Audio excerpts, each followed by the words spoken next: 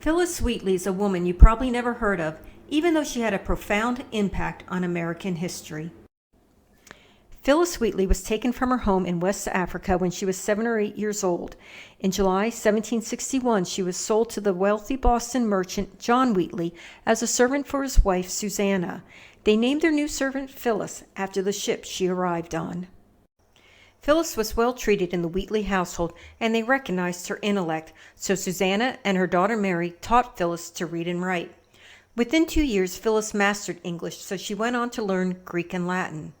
Relieving her from most of her domestic duties, Susanna and her son Nathaniel then educated Phillis in history, geography, astronomy, British literature, Greek and Latin classics, and the Bible. When Phillis was 12, she began writing poetry, and in December 1767, when she was 13, her poem on Messrs. Hussey and Coffin was published in the Mercury Newport. In 1768, she wrote the moving poem on being brought from Africa to America, where she openly discusses her own slavery. In the last line, she discreetly challenges the supposed inferiority of African Americans. With this in mind, she continues to write poems that subtly show America that the tyranny they felt under British rule is the same tyranny slaves feel under their owners, and liberty and equality become major themes in her poems. In 1770, she gained national and international recognition with her elegy on the death of Reverend George Whitefield, who was one of the greatest evangelists of the time. Her poem was published in Boston, Newport, and Philadelphia, then in London in 1771. In 1772, Phillis and Mrs. Wheatley assembled a collection of 28 poems for publication in book form. However, Americans weren't ready to support Phillis's literary aspirations. Many people doubted the authenticity of her work, and Phillis was forced to defend her poems in court. After an examination by a group of Boston luminaries, her work was declared authentic. Armed with this, Phillis and Mrs. Wheatley turned to the Countess of Huntington, a patron of the late Reverend Whitefield, to help publish Phillis's poems. So in May 1773, Phillis accompanied Nathaniel Wheatley on a business trip to England. While there, the Countess helped Phillis publish her book on September 1st. Phillis became the first slave and the first African American woman to author a published book. While this is a significant accomplishment, Phillis had an even greater and more enduring impact on America. She gave us Columbia. Today, when most Americans think of Columbia, they think of Columbia University, the District of Columbia, or Columbia as a clothing brand. But they get their names from Phillis's Columbia, who is the personification of America, embodying all of its ideals and aspirations.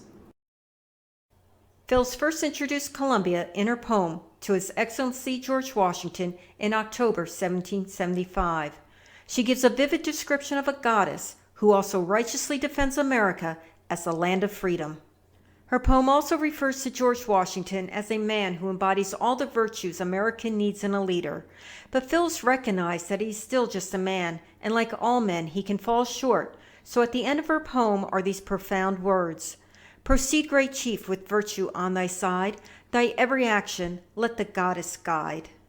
Phillis knew that even the greatest of men can't achieve the American ideals on their own. They need feminine wisdom and influence to guide them. So for over 150 years, Columbia was a reminder to political leaders and the American people of what America stands for.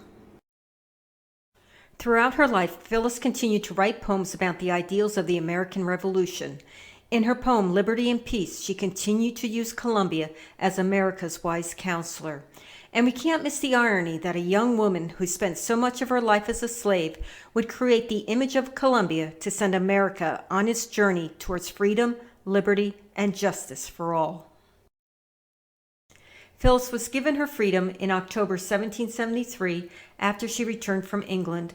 Susanna Wheatley died a few months later, so John and Mary continued to support Phillis until their deaths in 1778. Nathaniel, who remained in England, also died in 1783. So Phillis, who had always been sickly, was left on her own, and for the first time became subject to the economic perils of being a freed black woman. In 1778, she married a freed black man, John Peters. But it wasn't a good marriage. The couple struggled financially, and none of their 3 children survived. Even though Phillis continued to write and publish her poems, she wasn't successful in selling them. Sadly, Phillis died in poverty on December 5, 1784, at the age of 31. But we can still honor her legacy through Columbia and heeding Phillis's wise words for ourselves. Proceed, great chief, with virtue on thy side.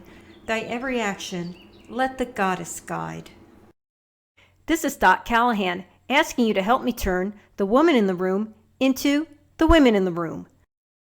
Sign up for my newsletter, subscribe to my YouTube channel, or find the Woman in the Room on Facebook. It's up to you. Just keep watching and sharing my videos to get advice from a woman who's been there, dealt with that, and knows what works.